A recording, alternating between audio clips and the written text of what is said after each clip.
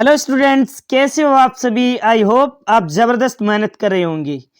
प्यारे बच्चों, आज मैं आपके लिए लेकर आया हूं शेखावाटी मिशन 100 का अध्याय 11 विकिरण तथा द्रव्य की द्वैत प्रकृति। ये जो चैप्टर है ये हमारे एग्जाम में इसके 5 क्वेश्चन आएंगे, कुल 4 अंक के। तो ये क्लास लेने के पश्चात आपके 4 नंबर कंफर्म होने वाले हैं और इस चैप्टर में कॉन्फिडेंस आएगा आपको हर एक क्वेश्चन करने का। तो प्यारे बच्चों, आज की क्लास को आपको मिस नहीं करना है और इस क्लास को अपने दोस्तों में जरूर से शेयर करना है, क्योंकि इस जो सीरीज चल रही है एक दिन में कम समय में एक टॉपिक को कंप्लीट करने की, ये सीरीज एग्जाम के लिए रामबाण साबित होने वाली है। तो प्यारे बच्चों, इसे जरूर अपने दोस्तों में शेयर कीजिए और चैनल को पूरा सपोर्ट कीजिए, चैनल को सब्सक्राइब कीजिए, वीडियो को लाइक कीजिए। स्टार्ट करते हैं आज की क्लास को। इस क्लास में हम जो विकिरण तथा द्रव्य की द्वैत प्रकृति डिस्कस कर रहे हैं, इसमें एक तो आपका एमसीक्यू टाइप्स का क्वेश्चन आएगा एग्जाम में, 2 रिक्त स्थान के, एक अति लघुदात्मक और एक लघुदात्मक आने वाला है। ये सारे के सारे क्वेश्चन हम डिस्कस करने वाले हैं। आज का पहला क्वेश्चन है आपके सामने, एक महत्वपूर्ण क्वेश्चन कि प्रकाश विद्युत धारा का मान निर्भर करता है।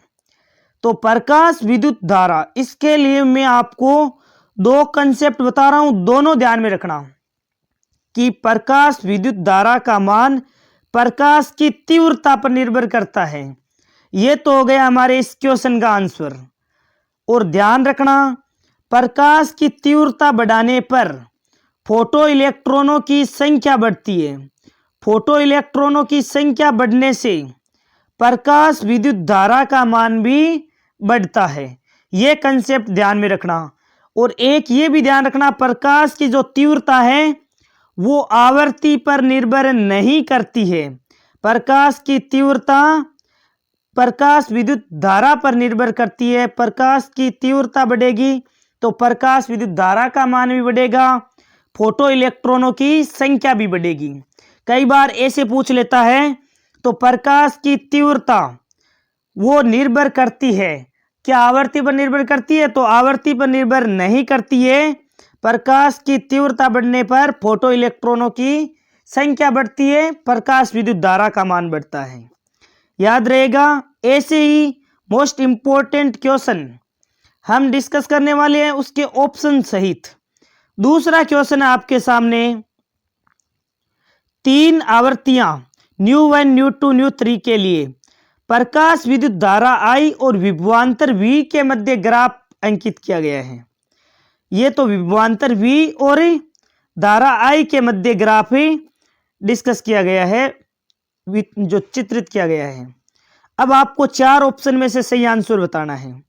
तो ध्यान रखना, मैंने आपको पढ़ाया है कि प्रकाश विद्युत धारा का मान है वो आवर्ती पर निर्भर नहीं करता है, लेकिन क्या होता है, जो निरोधी विभव है वो आवर्ती पर निर्भर करता है। मंदन विभव है वो है आवर्ती पर निर्भर करता है। इसीलिए देखो, भिन्न भिन्न आवर्तियों के लिए ν1, ν2, ν3, भिन्न भिन्न आवर्ती के लिए निरोधी विभव है वो भिन्न भिन्न है, लेकिन प्रकाश विद्युत धारा देखो बिल्कुल नहीं बढ़ रही है। प्रकाश विद्युत धारा का मान आवर्ती पर निर्भर ही नहीं करता, इसीलिए यहां पर सीधी रेखा है। और निरोधी विभव प्रकाश की विद्युत धारा है, इस पर तो निर्भर नहीं करता है, लेकिन निरोधी विभव प्रकाश की जो आवृत्ति है ना, ये आवृत्ति इस पर निर्भर करता है। इसका ऑप्शन हो जाएगा सी आंसर। ν3 है, उसकी आवृत्ति अधिक, फिर 2 की और फिर 1 की। ध्यान रखना, इसमें मैंने कंसेप्ट क्या बताए हैं। तो निरोधी विभव है मंदक विभव, ये प्रकाश की आवृत्ति पर निर्भर करता है। ये प्रकाश की आवृत्ति पर निर्भर करता है। प्रकाश विद्युत धारा किस पर निर्भर करती है? तो प्रकाश की तीव्रता पर निर्भर करती है। तीव्रता बढ़ेगी तो फोटो इलेक्ट्रॉनों की संख्या बढ़ेगी, प्रकाश विद्युत धारा का मान बढ़ेगा। और आवर्ती है वो निरोधी विभव पर निर्भर करती है। सारे के सारे याद रखना। ये मैं स्टार्टिंग में ही क्यों बताता हूं, क्योंकि ये क्वेश्चन बार बार आपके रिपीट होंगे, इसीलिए आपको अच्छी तरीके से याद रह जाए। क्वेश्चन नंबर 3 आपके सामने है, आइंस्टीन का फोटो इलेक्ट्रिक समीकरण क्या है? तो ऑप्शन ए करेक्ट हो जाएगा, EV naught equal to H nu minus phi naught. इसके अलग अलग रूप होते हैं, तो सभी रूप आपको ध्यान में रखना है। कई बार आपको फाई नोड जो कार्य फलन है इसके स्थान पर एच न्यू नोड भी लिखा हुआ मिलता है, तो वो भी बिल्कुल करेक्ट होता है। क्वेश्चन नंबर 4, किसी धातु का कार्य फलन निर्भर करता है।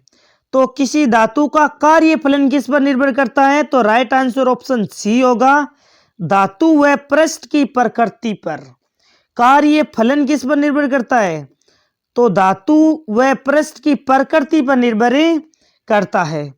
क्वेश्चन नंबर 5 आपके सामने है कि प्रकाश विद्युत उत्सर्जन घटित होता है केवल जबकि आपतित प्रकाश निम्न में से किसके न्यूनतम मान से कुछ अधिक मान रखता है?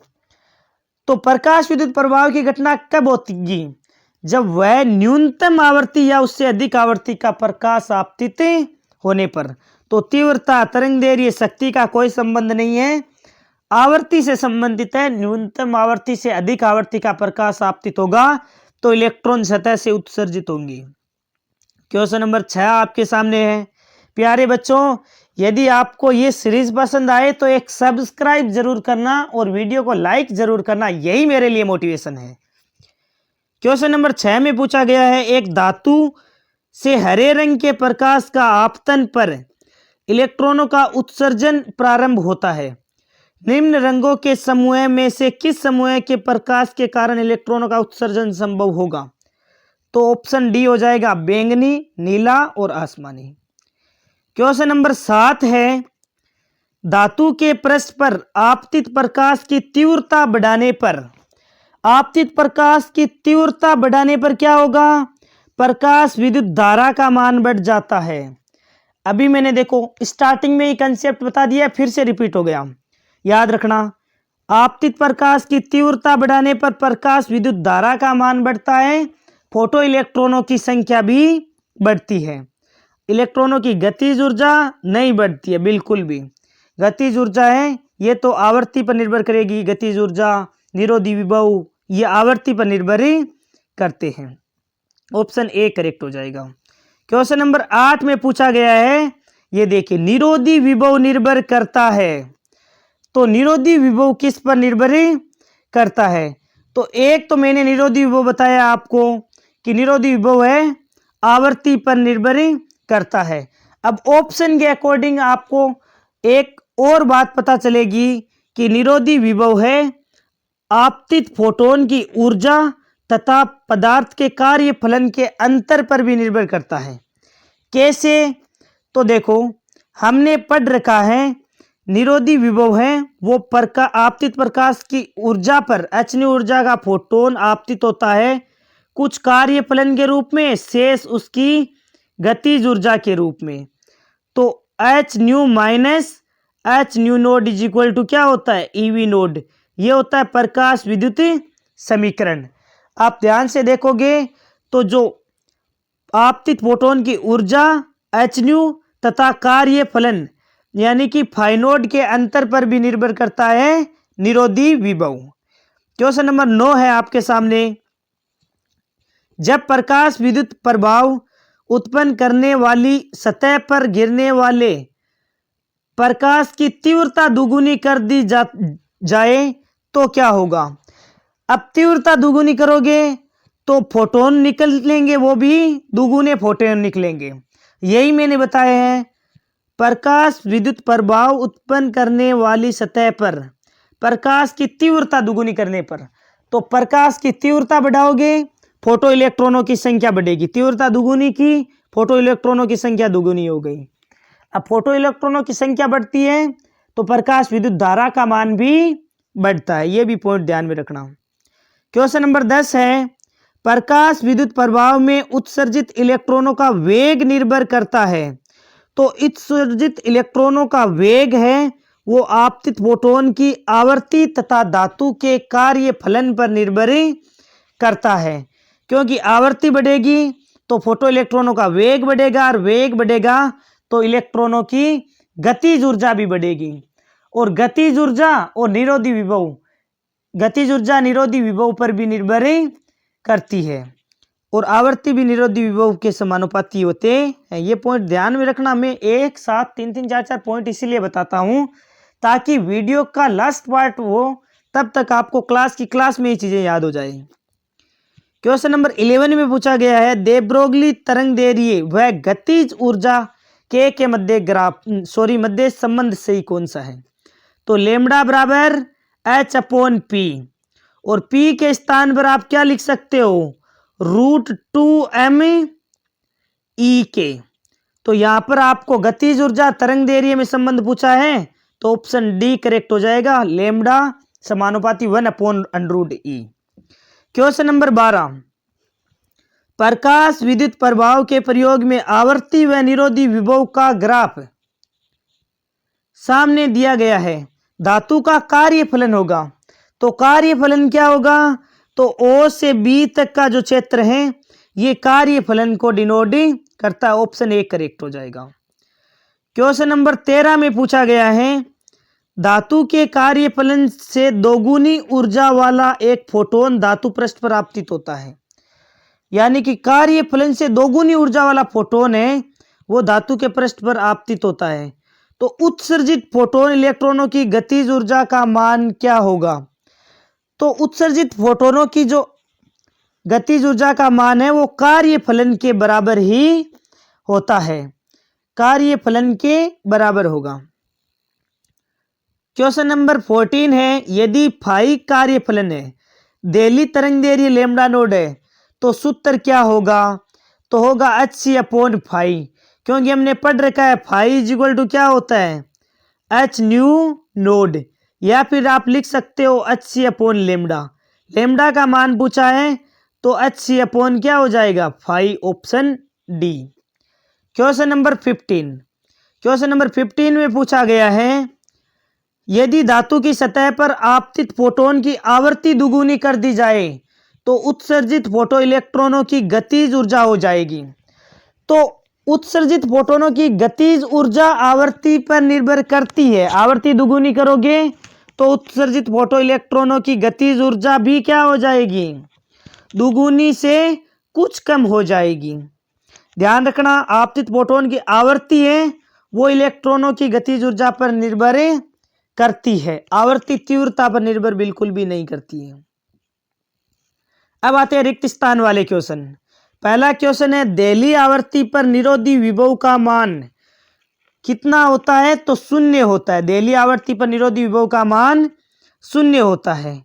क्वेश्चन नंबर 2 है, डैश धातु के लिए कार्यफलन का न्यूनतम मान 2.14 इलेक्ट्रॉन वोल्ट है, जबकि डैश धातु के लिए 5.65 इलेक्ट्रॉन वोल्ट होता है। तो सीजियम के लिए तो कार्यफलन का मान 2.14 इलेक्ट्रॉन वोल्ट, और प्लेटिनम के लिए कार्यफलन का मान 5.65 इलेक्ट्रॉन वोल्ट होता है। क्वेश्चन नंबर 3 में पूछा गया है, दो असमान कणों का वेग समान हो, वेग समान हो तो डी ब्रोगली तरंग दैर्घ्य का अनुपात। तो लेमडा बराबर क्या होता है? H/P, और P बराबर mv, वेग समान है तो तरंग दैर्घ्य का अनुपात, तरंग दैर्घ्य का अनुपात है वो द्रव्यमान का उल्टा हो जाएगा, यानी कि m2/m1 हो जाएगा। क्वेश्चन नंबर 4 में पूछा गया है, यदि दो कणों का डैश समान है तो उनकी दे ब्रोगली तरंग दैर्घ्य समान होगी। तो यदि दो कणों का संवेग समान है तो डी ब्रोगली तरंग दैर्घ्य भी क्या होगी? समान होगी, क्योंकि लेमडा बराबर H/P। H तो क्या है? प्लांक नियतांक है। अब संवेग समान होगा तो तरंग दैर्घ्य भी क्या हो जाएगा? समान हो जाएगा। क्वेश्चन नंबर 5 में पूछा गया है, 15 इलेक्ट्रॉन वोल्ट ऊर्जा का कोई फोटोन, यानी कि ऊर्जा का मान कितना दे रखा है? 15 इलेक्ट्रॉन वोल्ट। आगे पूछा गया है का फोटोन 7.5 इलेक्ट्रॉन वोल्ट कार्यफलन यानी कि फाई का मान दे रखा है कि धातु पर आपतन होता है, तो निरोधी विभव का मान पूछा है। निरोधी विभव क्या होता है? वी नोड होता है। तो हम जानते हैं एचन्यू ऊर्जा का फोटोन आपतित होता है, कुछ भाग इसका कार्यफलन और शेष इसकी गतिज ऊर्जा। गतिज ऊर्जा को हम क्या लिख सकते हैं? ई वी नोड लिख सकते हैं, जहां वी नोड है निरोधी विभव। हमें निरोधी विभव का मान निकालना है, इसीलिए ई वी नोड लिखा है। अब ऊर्जा तो आपको 15 इलेक्ट्रॉन दे रखी है, इलेक्ट्रॉन वोल्ट दे रखी है। फाई है कार्यफलन, कार्यफलन का मान 7.5 है। मैं इसे इधर लेकर आ जाते हैं, पक्षांतरण कर देते हैं। इक्वल टू क्या हो जाएगा? E V node. अब ई तो वैसे कैंसिल हो जाएगा क्योंकि 15 इलेक्ट्रॉन वोल्ट है, 7.5 भी इलेक्ट्रॉन वोल्ट है, तो ई कैंसिल हो जाएगा। वी नोट का मान हो जाएगा 15 माइनस 7.5 हो जाएगा 7.5 वोल्ट। समझ में आ गया ना? बिल्कुल आसान तरीका है। आपसे एचन्यू ऊर्जा का फोटोन आपतित होता है, कुछ कार्यफलन शेष उसकी गतिज ऊर्जा। लेकिन गतिज ऊर्जा का फॉर्मूला होता है ई वी नोड। हमें वी नोड का मान निकालना है, तो हमने बाकी का पक्षांतरण कर दिया है। क्वेश्चन नंबर 6 में पूछा गया है, प्रकाश विद्युत प्रभाव के एक प्रयोग में प्रकाश आवृत्ति के विरुद्ध अंतक वोल्टता की ढलान m का मान होता है, तो h बटा ई होता है, h बटा ई। क्वेश्चन नंबर 7 में पूछा गया है, प्रकाशिक इलेक्ट्रॉनों की उच्चतम गतिज ऊर्जा आपतित विकिरण की आवृत्ति के साथ डैश परिवर्तित होता है, तो रैखिक रूप से परिवर्तित होता है। क्वेश्चन नंबर 8 में पूछा गया है, निरोधी विभव वी नोड एक दिए हुए प्रकाश संवेदी पदार्थ के लिए आपतित विकिरण की आवृत्ति के साथ रैखिक परिवर्तित होता है, तो ये किस प्रकार होता है? रैखिक रूप से परिवर्तित होता है। क्वेश्चन नंबर 10 में पूछा गया है, प्रकाशिक इलेक्ट्रॉन की उच्चतम गतिज ऊर्जा आपतित विकिरण की डैश पर निर्भर नहीं करती है, तो गतिज ऊर्जा है वो तीव्रता पर निर्भर नहीं करती है। ये तो गतिज ऊर्जा निरोधी विभव आवृत्ति इन पर निर्भर करती है। अगला क्वेश्चन नंबर 11 है, किसी इलेक्ट्रॉन को 1 वोल्ट विभवांतर के द्वारा त्वरित करने पर ऊर्जा का मान होता है 1.602 इंटू 10⁻⁻19 जूल। याद रखना। क्वेश्चन नंबर 12 है, प्रकाश विद्युत प्रभाव के प्रयोग में संतृप्त धारा आपतित प्रकाश की डैश बढ़ाने पर बढ़ती है, तो तीव्रता है वो प्रकाश विद्युत धारा के सीधे समानुपाती होती है। तीव्रता बढ़ाओगे प्रकाश विद्युत धारा का मान भी बढ़ जाएगा।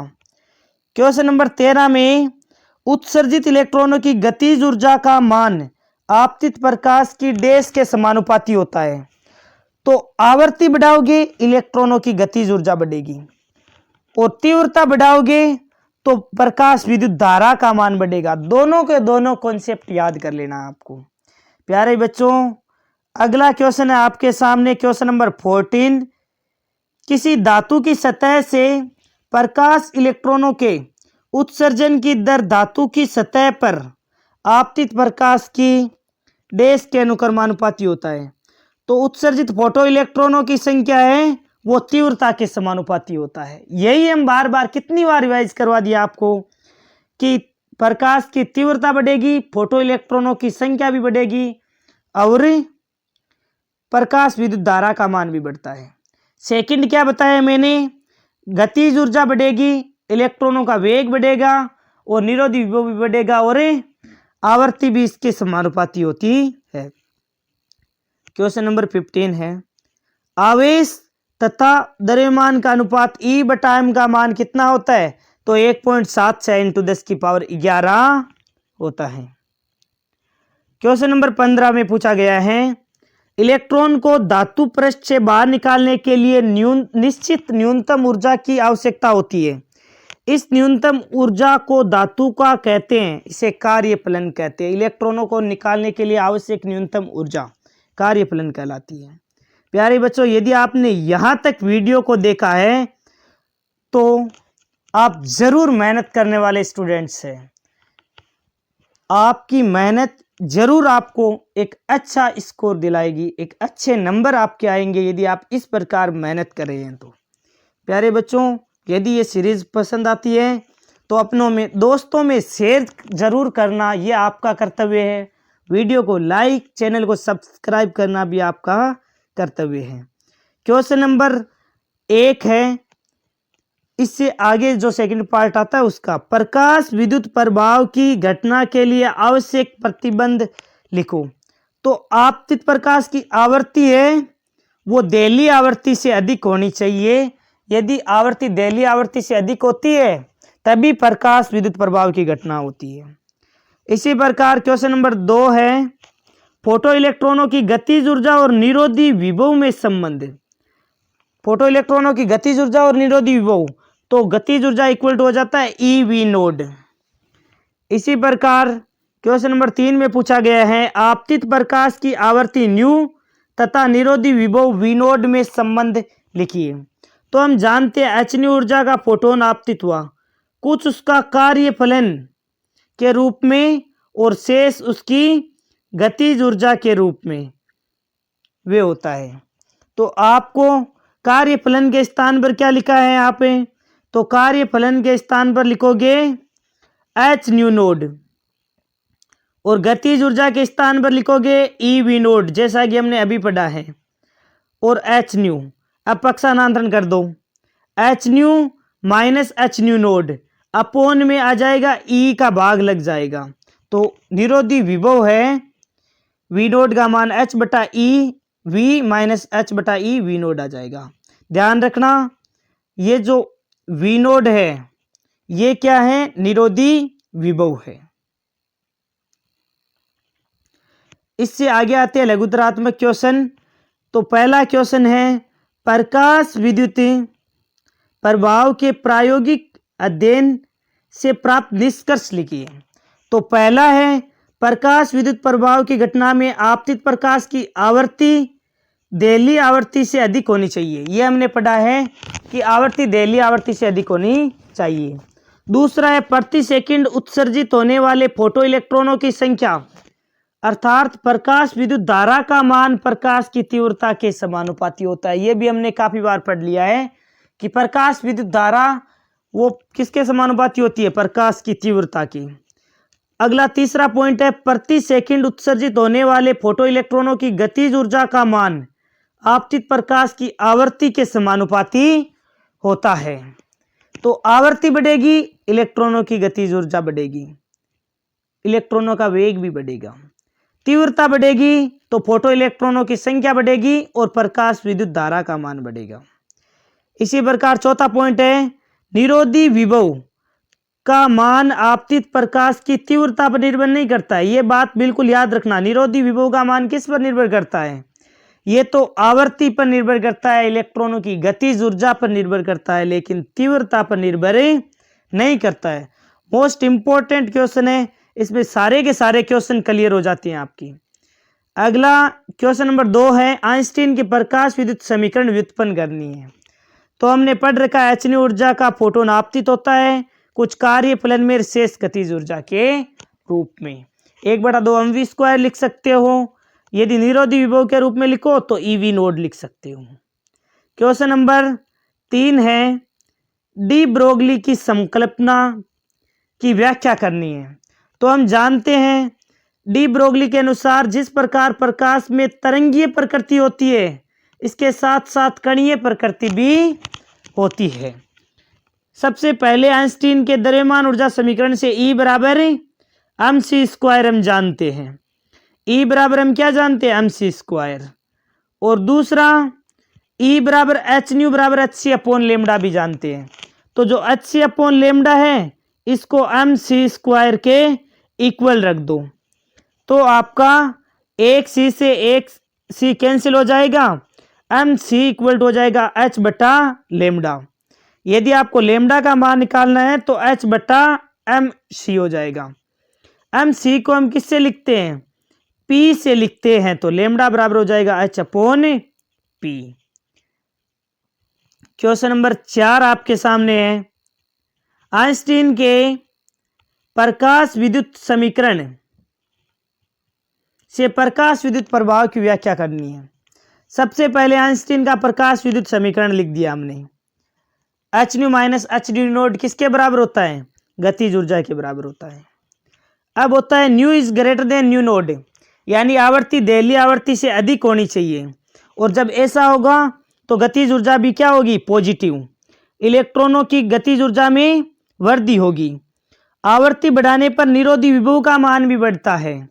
आवर्ती बढ़ाने पर निरोधी विभव का मान भी बढ़ता है। आगे ध्यान में रखना, फोटोन की अनुक्रिया एक ही इलेक्ट्रॉन से होती है। एक फोटोन की अनुक्रिया केवल एक ही इलेक्ट्रॉन से होती है। अतः उत्सर्जित इलेक्ट्रॉनों की संख्या फोटोनों की संख्या पर निर्भर करती है।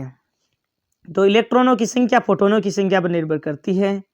इसी प्रकार प्रकाश की ऊर्जा फोटोन के रूप में होती है। जैसे कि पर्याप्त ऊर्जा का फोटोन धातु से पृष्ठ पर आपतित होता है, इसके अवशोषण से तुरंत इलेक्ट्रॉन उत्सर्जित हो जाता है। यानी कि फोटोनों के आपतन और इलेक्ट्रॉनों के उत्सर्जन में कोई समय पश्चता नहीं होती है। क्वेश्चन नंबर 5 में इंपॉर्टेंट ग्राफ बनाए गए हैं, ध्यान से देखना। पूछा गया है ग्राफ में कि प्रकाश विद्युत की घटना के लिए आवश्यक प्रतिबंध लिखिए। तो देखो, तीव्रता भिन्न भिन्न है, I1, I2, I3। तो तीव्रता बढ़ने पर प्रकाश विद्युत धारा का मान देखो बढ़ रहा है। पहले इतना था, फिर इतना हुआ, फिर इतना हुआ। लेकिन तीव्रता निरोधी विभव पर निर्भर नहीं करती है, इसीलिए निरोधी विभव नहीं बढ़ रहा है। तीव्रता बढ़ी वैसे वैसे क्या हुआ? प्रकाश विद्युत धारा का मान भी बढ़ता है।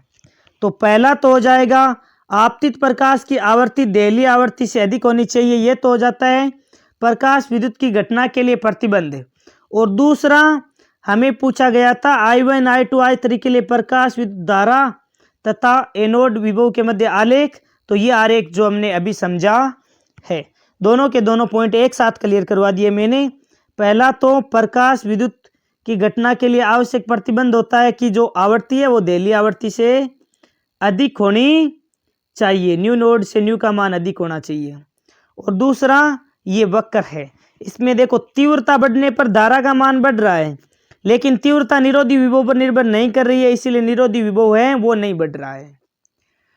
अब क्वेश्चन नंबर 6 है। क्वेश्चन नंबर 6 में पूछा गया है दो धातु की प्लेटों P और Q के लिए निरोधी विभव V नोड और आवर्ती के मध्य ग्राफ बनाया गया है। ये भी आपको अच्छी तरीके से याद रखना है। इसका दूसरा पॉइंट है, ये भी इंपॉर्टेंट है, आपतित विकिरण की विभिन्न आवृत्तियों के लिए विभव व प्रकाश विद्युत धारा के मध्य ग्राफ। इस बार देखो आवृत्ति चेंज हो रही है, न्यू1, न्यू2, न्यू3। अब आवृत्ति है वो तो प्रकाश विद्युत धारा पर निर्भर नहीं करती है, इसीलिए देखो धारा तो फिक्स है, नियत है। लेकिन जो आवृत्ति है वो निरोधी विभव पर निर्भर करती है, इसीलिए निरोधी विभव है, मंदक विभव है, वो आवृत्ति के साथ चेंज हो रहा है। ये पॉइंट ध्यान में रखना है। ये आपका जो चैप्टर है वो कंप्लीट हो चुका है। यदि आपको ये वीडियो पसंद आया है तो वीडियो को लाइक और चैनल को सब्सक्राइब जरूर करें, अपने दोस्तों में शेयर करें, और टेलीग्राम चैनल धर्माराम फिजिक्स को ज़रूर से ज्वाइन कर लीजिए, वहाँ पर आपको PDF प्रोवाइड की जाती है। Thank you.